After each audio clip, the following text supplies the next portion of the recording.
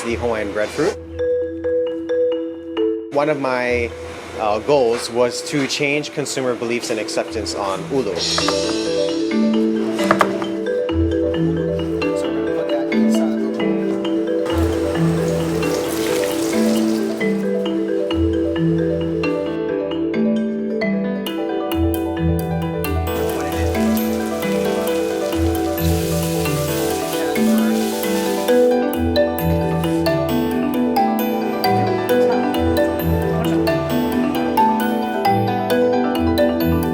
There's a lot of potential, not just for ʻulu, but for a lot of our indigenous ingredients, and not just indigenous ingredients, but also local produce.